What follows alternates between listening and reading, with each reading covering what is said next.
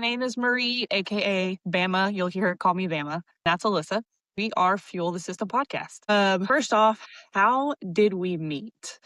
We met in college. I don't actually remember completely how we met. Vaguely remember random Facebook messages. Maybe Dylan was the one who, Dylan and Tyler maybe, brought us together. We're having lunch together every day. We just have been friends ever since. Kind of random. Yeah. I just know it was in college. It was But definitely I don't know. There's no story of how we became friends. We just did. pretty So, much. anyways, this podcast is basically we're going to talk about the science of food, the science of our body, how real food can make big results. Small changes make big results. Kind of look at things from a holistic healing way and just put it all together. We're just going to mesh it all together. So we'll talk about nutrition and cooking and fitness and mindset and behaviors and how food can affect your body and mind, also how your body and mind can be affected by food. When we decided to start this podcast, this was something that I wanted to do. I was like, I'm not going to do a podcast about myself. Who would I do it with? Without even thinking about it, I was like, it'd be Alyssa. I texted her. I said, listen, crazy idea. What do you think? She texted me back and she was like, I was thinking about doing a podcast also. Here we are, Fuel the System podcast. That's literally how it happened. So I guess I'll talk about my story first. I was never an active person. Even as a kid, I didn't play sports. My mom always said that I would gain weight during the summer when we were out of school because I literally would sit home and eat pizza rolls and watch TV all day. And then we'd go back to school. And the first month or two of school, I would lose 10 pounds because I went from not being active to being active with PE in school and then just hanging out with friends regularly again after school. Then I went to college. Even in college, I would have moments where I would try to work out. Then I didn't really have a motivation or know what I was doing. So then I would work out for maybe a week or two and then I would quit and fail and be like, I don't want to do that anymore. That process would just keep going over and over again. When it came to eating healthy, I definitely didn't know what I was doing. I remember me, Tyler, and Dylan actually had this thing where we would do vegetarian like Monday because we thought that'd be healthier to, I don't know, not eat meat. We didn't know what we were doing. And then it was actually Dylan who got me into working out. Dylan, our friend in college, he had quit smoking. He didn't have a way to deal with stress anymore. So he said, I'm going to start running. So I said, I'm going to start running with you just to support you. We would run together. We did the Couch to 5K app. We went from trying to run for 30 seconds without stopping, which apparently is really hard. We did that one like 3 times before we moved on to the next workout because we could not run for 30 seconds without stopping. We finished the app and I graduated. So after college, I inconsistently worked out, mainly because I didn't have a hobby, because I was in a new place. I had moved to Tampa. I didn't really know anyone except for the person that I was with at the time. That's a story. Anyways, but I didn't have a hobby, so I would work out here and there. Again, I would work out and then eat pizza that night for dinner because I earned it.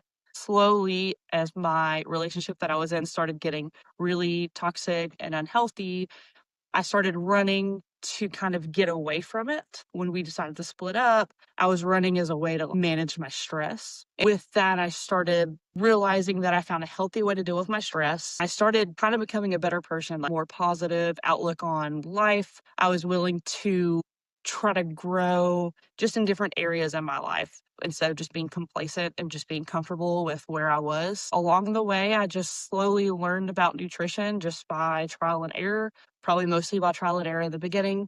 I had no idea what I was doing. I started reading about things, researching things. I learned about this thing called CrossFit that I was like, I don't even know what this is, but it looks fun. Then I started watching the professional CrossFit athletes that I'll never be, but that's okay. Just watching them and what do they eat? How much are they eating? Just like learning about macros. I took my personal trainer certification through NASM. We learned about macros through that certification. I actually got into CrossFit. And with CrossFit has this thing, it's called the CrossFit Pyramid. The base of the pyramid is nutrition. They have this thing, it's called Fitness in 100 Words. The first sentence is literally lean meat, vegetables, nuts and seeds, some fruit, little starch. I'm like, that seems pretty easy. So I got into CrossFit, started doing it, like acting like I was a CrossFit athlete. I started coaching CrossFit. And coaching CrossFit, I was like, if I'm going to teach people these things, same with personal training, if I'm going to personal train these people, I want to live it. I don't just want to tell them to do this while I'm doing the opposite. I want to teach what I'm preaching at. And then I got certified in precision nutrition. That was really cool because it's very science-backed type stuff. It actually works. Doing that now, I am still coaching CrossFit, personal training a little bit here and there. I'm the nutrition coach at our CrossFit gym here in Hazel Green, and I'm a behavior change specialist through NASM as well. And then I also work with eyes, all right, just as a full-time job. Why not?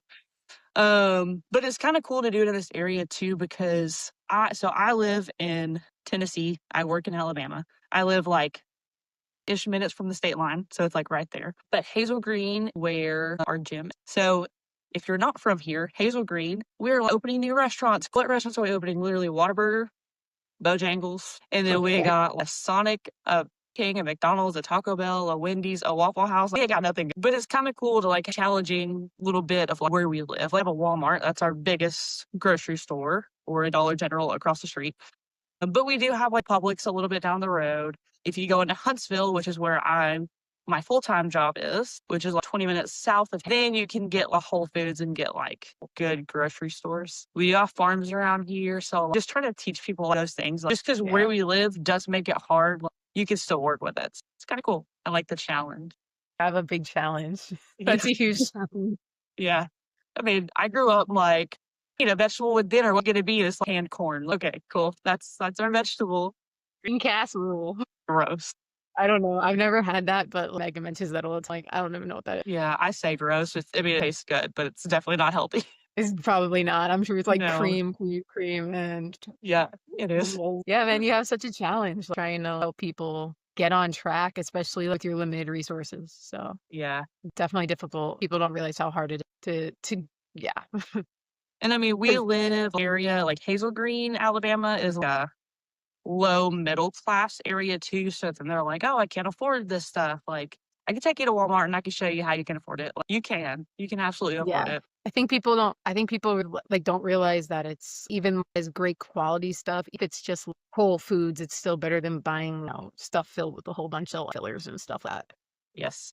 I deal with, it's ironically in New York, I deal with similar situations, but I'm upstate, so maybe that's Maybe. why. Yeah, I don't know. All right. What's your story? Tell us your story. Tell the world your story, Alyssa. Tell the world my story. Yeah. I'm gonna talk. I'm definitely not the athletic type now.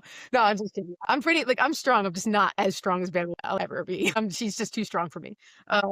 No, so my story really goes back to when I was a kid and growing up. I had a lot of health issues going on and IBS, things that no one understood how to fix, or which was huge for me. I was always overweight, probably like 185 when I was in high school, which is pretty heavy for somebody that was back then super athletic, because I was part of softball teams, like 3 different teams at once. It was pretty crazy. And I did something similar to CrossFit for teenagers called North Star, where I'm from. And for some reason, I never could drop didn't matter what I ate. Maybe I wasn't eating the right things either, because, on the weekends, we would definitely eat a bunch of, I don't know, things we had up here, which is just saucy wings. And then Domino's was huge back in our day, right? The 555 deal was terrible. And Subway, we were just and the worst part about it, when I played ball for high school and stuff, is we would stop after we played a game. Like, oh yeah, you guys are hungry. Let's take the stop, right? And where would we go? McDonald's, right? So it was nutrition based for me. It was hard growing up. I grew up in a single mom family. So she had to work a lot. And then I would cook sometimes, she would cook. So it's just a back and forth type of thing. And I kind of helped with my brother and stuff like that. So I went through all that stuff. I had the IBS, the PCOS. I went to see countless doctors. I pretty much lost all trust in the system, because I was put on, I actually also had chronic UTIs, which weren't actually UTIs. And I was also a kid. So it was really, they wouldn't even find a bacteria. And then they would give me antibiotics. They couldn't really see anything, but we're still going to give you the antibiotics. So I was on about 10 to 15 different types of antibiotics throughout and with current research showing that even it just takes one and your gut is permanently changed forever. So just one of those pills and it changes your entire microbiome. So imagine being on 15 rotational or 10 to 15. That's not an exaggeration. That's exactly what I was put on. And then I was put on antidepressants to slower my intestinal lining movement, which was pretty crazy. And then I was on birth control, which was they say, which I think is funny because I feel like they say it to every woman. Like, no, no, no, no. This is the lowest, the lower dose. You're fine. And I'm like, okay, I'm 13, 14. Like, okay, sure. Pimples popping out, gaining weight, like crumbs around the corner. You know what I mean? It's just, it wasn't cute, man. It wasn't a cute look for me.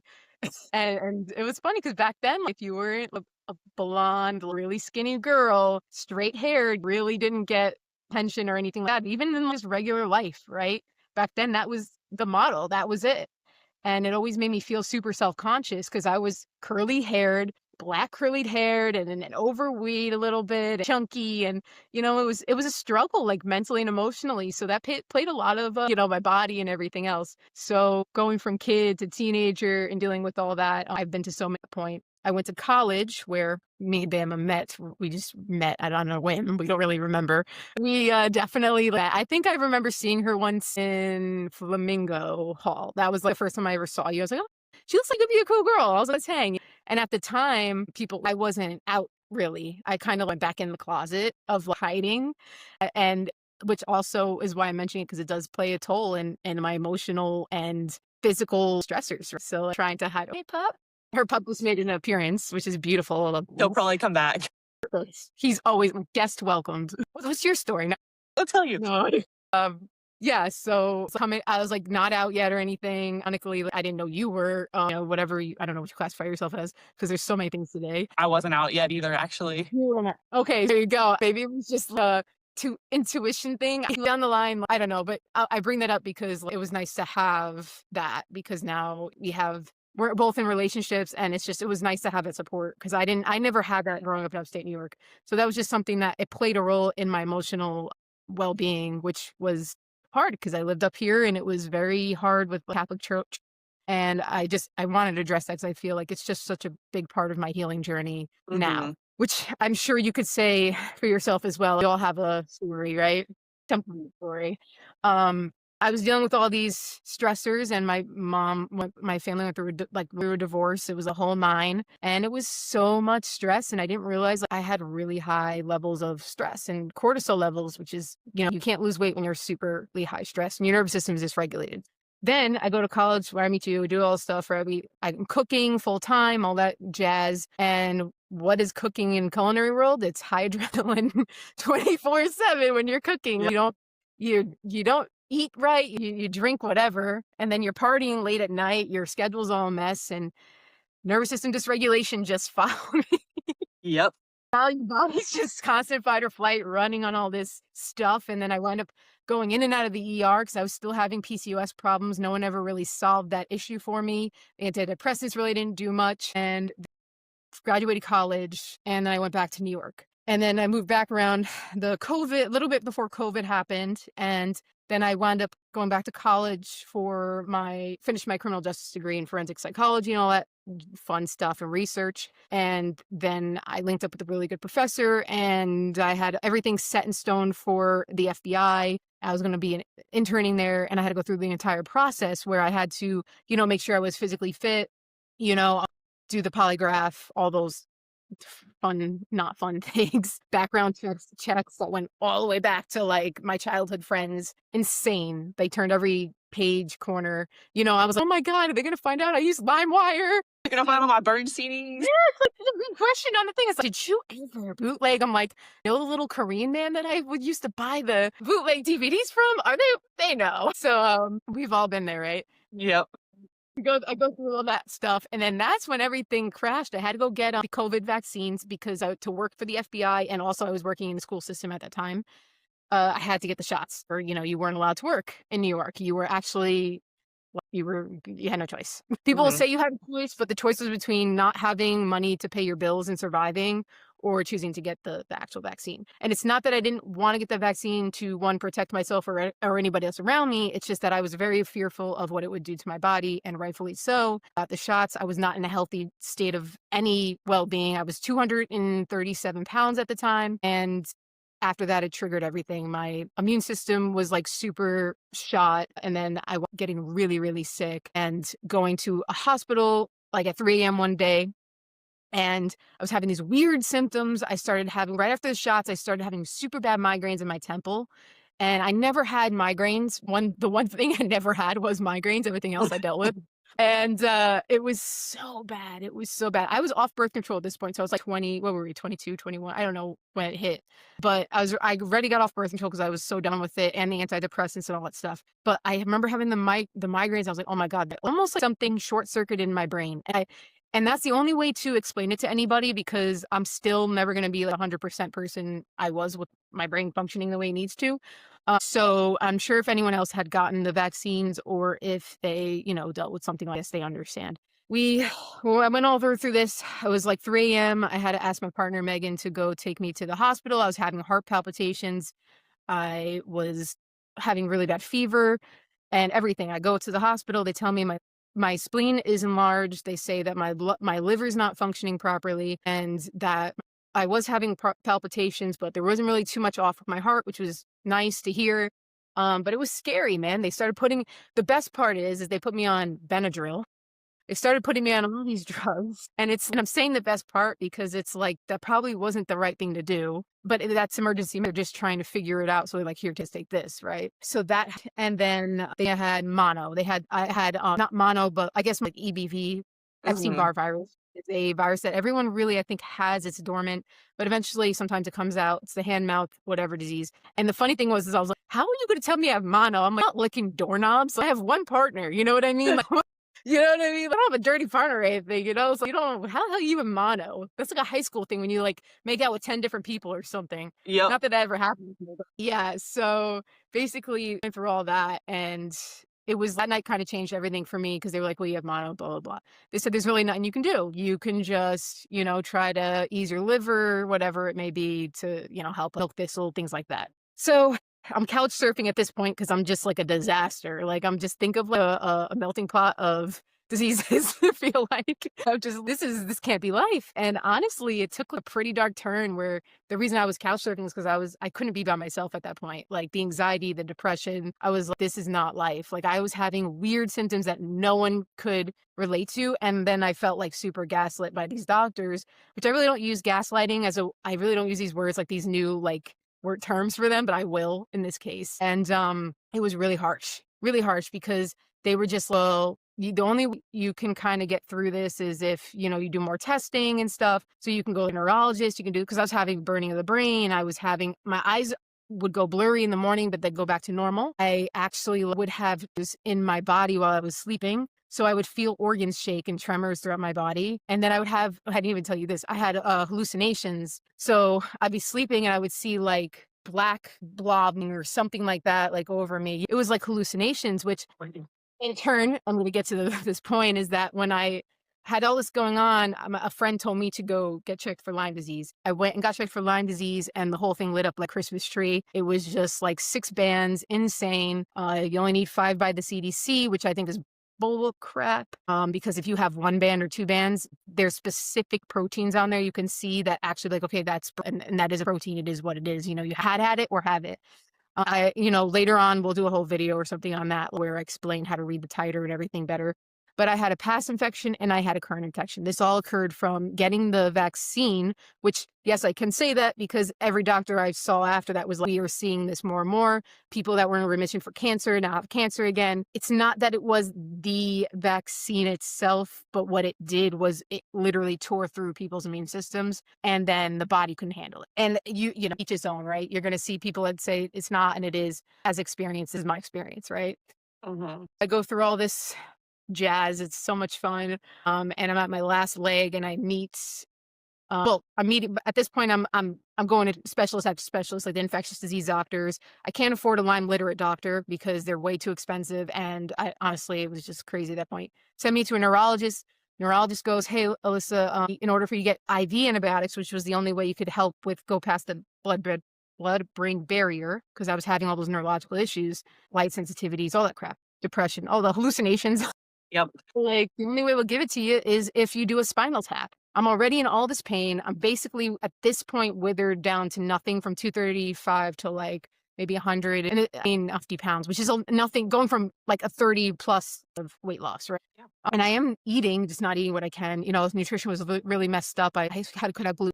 So I'm reading all scientific articles and going through it. Wait. Said there's only a 20% chance that they'll find Lyme inside the cerebral fluid that they pull from your head to your neck. I'm like, that's an invasive process. First of all, they say you get migraines after. Then if you do get a migraine, you have to go back and they'll push some more fluid back in or whatever it is they do to stop, or blood to stop the headaches and stuff. So my body can handle it. I was like, that was kind of it for me. So I go back to the neurologist. This is what I didn't tell you, to go back to the neurologist. This was a turning point. This is why I say advocate for your own body. This is kind of what I preach. Is he goes, I read it. Honestly, I don't feel it's going to work for me. I don't know what you're going to find or anything like that. He goes, I'm really glad that you said that, because this is, I swear, God's what he says. He's like, I'm glad you said that because I think it's a good decision. I'm like, okay, but you're the one that told me to get this. You were mentioning it. You should really get the spinal tap. Then you sung a whole different tune after I told you I did my research on it and gave you the facts that came with it. That's kind of when I've really, really lost my belief in the system of Western medicine, really, which sucked because you know these are people you're supposed to trust. So I lost that. That was a really huge turning point in my life there. After that, that was it for me with the doctors, because I just felt like I couldn't really go with it anybody else except for one guy who was a PA that had specialized in helping Lyme disease in Hopewell, New York. And this is a long story, I'm sorry, but it's just good to have all this information. But I know. But his name was Ralph Gargiulo, for people that don't know. He's affordable, and by the insurance you can get him. He's a Lyme disease, so if you have it, because people don't have the access, man. Crazy, they don't have the access. True. So he gave me the antibiotics, did what I had to do, was still crap, and found Dr. Dardano, who was my holistic practitioner, who literally saved my life at that point. I walked into a store in Beacon, New York, which is now poppin'. It's like the Brooklyn of, they call it the upstate Brooklyn, basically.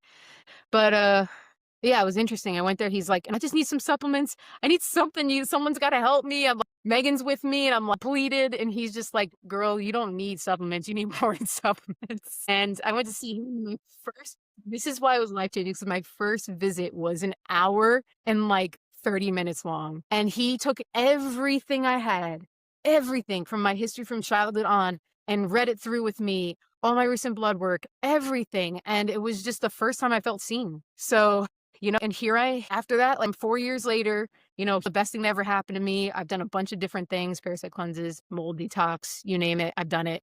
And he's helped me get to like 90%. Oh, and that's a big deal. And he's still there. He's actually officiating my wedding, which is awesome. You know, he's become my best friend, actually, which is even better.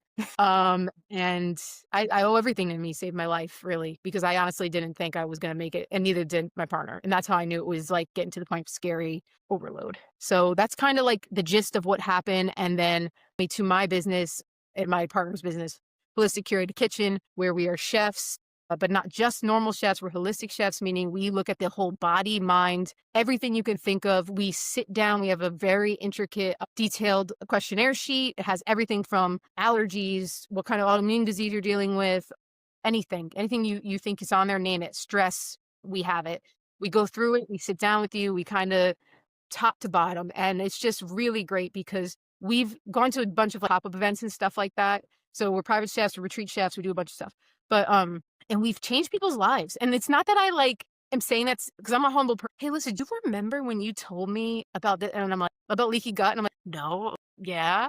They're like, no, well, you told me it changed my life forever. And now I'm doing way better. And I'm eating this and I'm doing that. And I'm like, and these are just pop events we go to. And it's like people pay big money to hear what I have to say to other people. I tend to give things away that I shouldn't because Meg gets really mad at me. She's like, you need to just start charging. But I really I know what to do, right? Like when you're at that rock bottom place, like you never want to be there again. You don't want other people in it.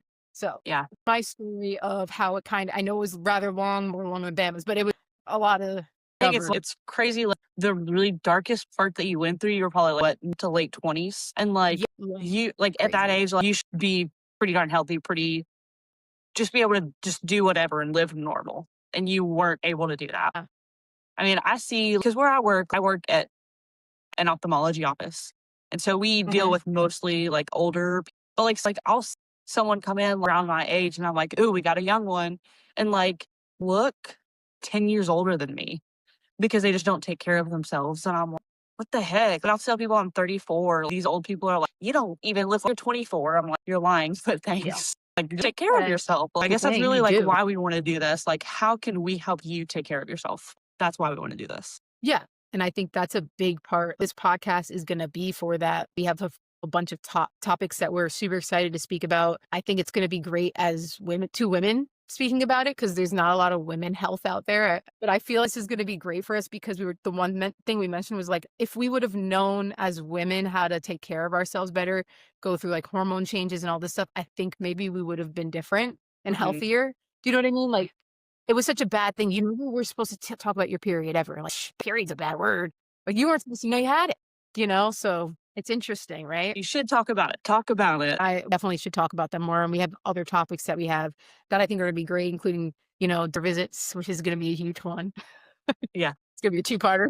that'll be a big one. All my doctor friends are going to be like, Alyssa, why did you even do this? You're hurting my feelings. And be like, well, it's not you. If it Yeah. fits you, then maybe you're the problem, but it's not you. It's not you, it's the system. The system, man. And I think that's what it is, right? It's this around it.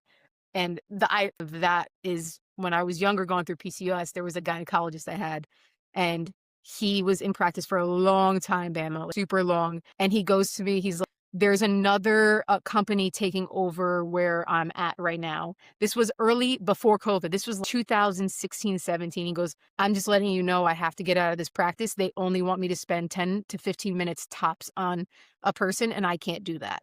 And this was before everything. He goes, I can't do that because that's not enough time for me to work with anybody. You know what I mean? And that was the start of it for me when I found that out, which was crazy. Yeah. So Definitely learning about nutrition and especially now, and I'm sure this will be an episode, is like when GLP-1 mhm. started coming out and becoming really popular. That's when I Uh-huh. was like, really, okay, what are we doing here? What are we doing?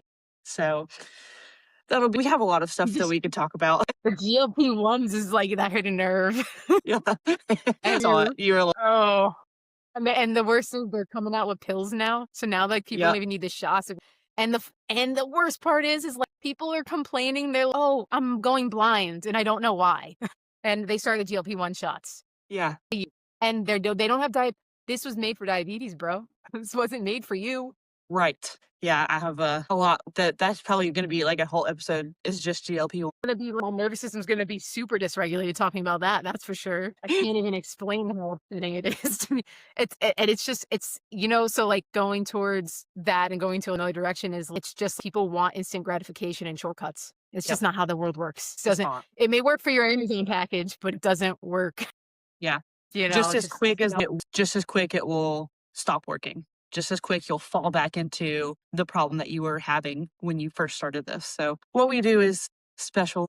it takes a special kind of person because it's such a virtue because you want people to do so well and then fall off and then they come back on and then or they just disappear and but you could do it, and not a priority. And that's the kicker. It's not a Yeah. priority until it's the only priority, right? That's what happened to me. And I try to prevent that from other people because I had the perfect storm. The perfect storm. You know what I mean? There was nothing worse than what nothing worse, but like what I had in general was just, they call it the trifecta is what they really call it. And it's like hereditary, environmental, and then leaky gut is just a blanket term in the holistic world that we use. And you have things that go past out of your intestinal lining and into your blood, and you start getting really sick and you don't know Mhm. why. And then all of a sudden you're celiac and then all of a sudden you're this and has to do with proteins and all this other jazz. But it's when you have leaky gut and then you have a hereditary issue that you may not know about. All of a sudden, you're stressed, which is the environmental, and now you have the trifecta. Now you have an autoimmune disease. And the Yeah. problem with autoimmune diseases is when you have one, three more come. And it's not, it's an actual like statistic. I'll look it up, find it, put it in the thing, but there's a statistic on it. So if you have one, it'll turn into another. Yeah. So the gut is super powerful, which brings to nutrition and eating. Yep. And another thing, And talking about like the system, right, is I don't like the term like, Crohn's disease and like, really don't like IBS as like, something that people have, or POTS is a big one because like I feel like those are doctors like don't know what to diagnose you with or like can't figure out what's wrong, so they're like, you have IBS, that's the problem, and it's probably not the problem. Or like you have POTS, that's why your heart is doing that, and like that's probably not the problem. And so the people who actually have those things, like maybe they Yes. do really have those things. I don't know. I can't stand it. A lot of people, they use the term dis-ease, where they don't put the word together. Have you heard of that? Yep, I'm sure you have. I And have. I discuss Lyme disease, I try not to say that mine, because it's not, I don't own it. It's not mine. It's just something I went through.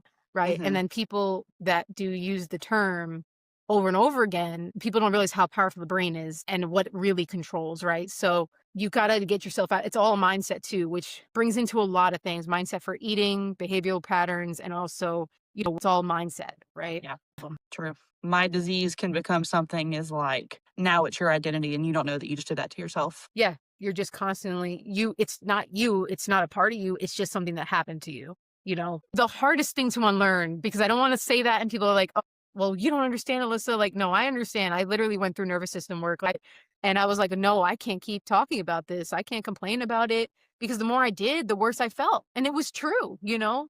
True. Yeah, So, not my crazy. anything. So, anyways, we were just two people who Yeah. met in college on the same path, and then we both went completely off our paths and then made it back. And now here we are. Yeah, and we're about to drop some knowledge. Yeah, we are. So it's all about a lifestyle, right? So like, we're about to share our lifestyle and what worked for us. Ever been more healthier mentally, emotionally? Hmm.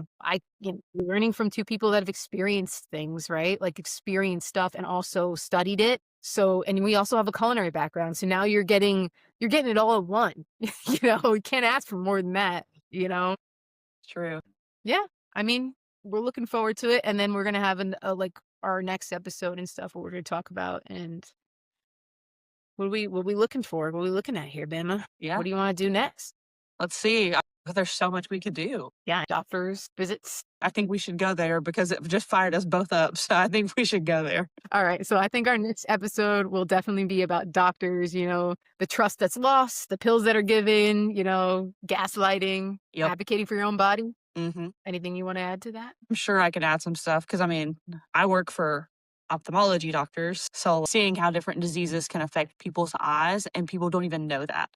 Diabetes and like hypertension, are two big things. Thyroid disease, big thing that Right. affects people's eyes and people don't even know. They'll come in, they're like, I don't know why I can't see. I've always had good vision and now I can't see. And then they tell us that they're a type 2 Mhm. diabetic and their A1C was like 14. Like, Yeah. I probably give you some answers right now, but I'm not the doctor, so I'll let him do it. Yeah, yeah. In the comments, share your story. We want to Share your know if story. you're brave enough. You don't have to though. Introverts, you don't have to. But if you Yeah. want to, You we're don't here have to, for but you. please, we want to hear about it. Feed the body, train the mind, optimize the system. This is Fuel the System with Marie and Alyssa, and we'll see you next time.